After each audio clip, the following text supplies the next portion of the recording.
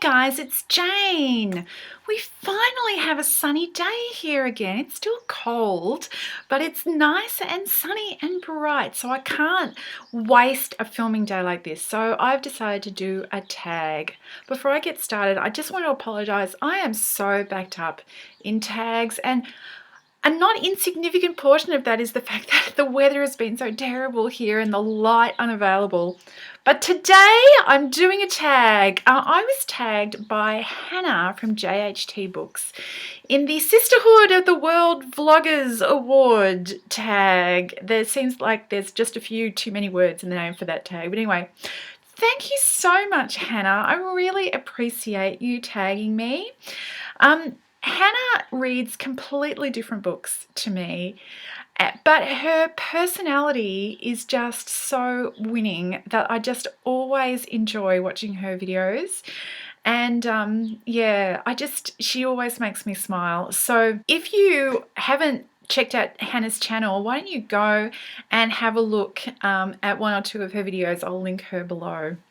Okay, so basically the thing is there's 10 questions. I'm going to answer the 10 questions. Then I've already made up 10 questions of my own, which I'm going to list in the description. And then I'm going to tag 10 people to answer my 10 questions, which are different from the 10 questions that I've been answering. I'm sure everybody's seen this before because it's been going around for months. But anyway, this is my first go at it. And here we go. Question 1. If you were given a week-long getaway to anywhere in the world, where would you go and why? I actually found this really difficult to answer, and I came up with all sorts of possibilities. I've travelled very little outside of Australia, and so there's so many places that I would like to go and see for myself. But the reality is I'm a bit of a homebody, and so it's not like I actually have an enormously burning desire to go to these places. And so I just kept on coming up with different possibilities. You know what? I would love to go to Egypt and see the pyramids and all the cave paintings and the carvings, and, you know, take a boat down the Nile. Yeah, my mum actually went there when she was a young woman. My mum travelled the world before she got married. She worked in a relatively specialised field, and she got sent around to train people around the world in medical technology at the time.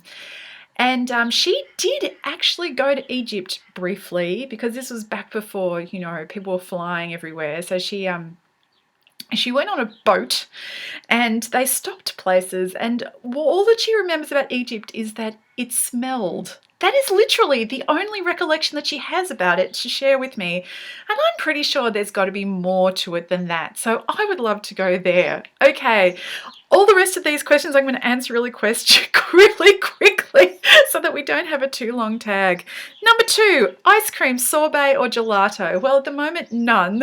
But on a warm day, gelato. Number 3, what author, living or dead, would you most like to meet? I think for me that would be Dorothy Sayers. She seems like she was just an amazing lady, and she wrote such a range of things. I would love to hang out with her one afternoon. Number 4, your favourite 80s song. Again, this one was a little bit difficult because 80s were completely my decade when I was young, and I was actually really into music. So there is actually no honest answer. There is no one favourite 80s song, but when I was going through a whole bunch of stuff on YouTube, reliving my childhood, I came up with one that I would like to recommend to people. You may never have heard this. It's The Models, Out of Mind, Out of Sight. It's a band from Melbourne, which is the city that I live in, and at the time when this was out, I kind of vaguely knew people who knew the guys in this band. And when I see the video clip, it just reminds me of that time, of the 80s. That is totally what the 80s were like in Melbourne. And if you watch the video clip, the girls who are doing the backup vocals, I wanted to be them. So yeah, that's my 80s memory. The last movie that you've seen in theatres is question number 5, Love and Mercy. I saw just a week and a half ago, and that was a fantastic film. Number 6, classic book with the prettiest cover. This is my copy of War and Peace, and it's got a very pretty cover. Sadly, that is where I got to, and then I stopped. I think it's just, I'm going to have to get it for my e-reader because I was really enjoying it, but it's just physically, I'm just so out of practice with big books now. I just can't. I'm going to have to get it for my e-reader. That'll solve it. Number 7. Favourite childhood TV show. That's a toss-up for me between Doctor Who and The Goodies. They were my 2 favourite shows as a kid. Number 7. Oh, no, that was number 7. Number 8, Coke or Pepsi? Neither. Number 9, favourite place to read? My bed. It's just over there. And number 10, favourite vegetable? For me, that would have to be the humble or not so humble love apple. Yes, that's right, the potato. There are so many fantastic things you can do with a potato. Nothing beats a potato as long as, you can have it every day. A different way. It's fantastic. That explains why I'm the size that I am fundamentally, doesn't it? Okay, here is who I'm tagging. I'm tagging Amy from Amy Catherine. I'm tagging Caitlin from Book Chats. I'm tagging Kaylee from Books for MKs. I am tagging Fruity and Reets. You are tagged, girls. I'm tagging Tara from Tarabyte. I'm tagging Libby from Libby Stevenson.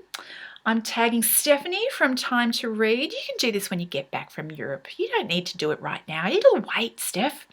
I'm tagging Rachel from The Shades of Orange. I'm tagging Victoria from Victoria Harris, and I'm tagging Tegan from Toastwig. Now, anybody who doesn't want to do it, just don't bother. There's nothing about breaking the chain. But if you're interested, if it's a nice, sunny, filmy day, have a look at the questions that I put, and I'd love to see your answers. Anyway, I hope you're all well, and I'll talk to you later. Bye!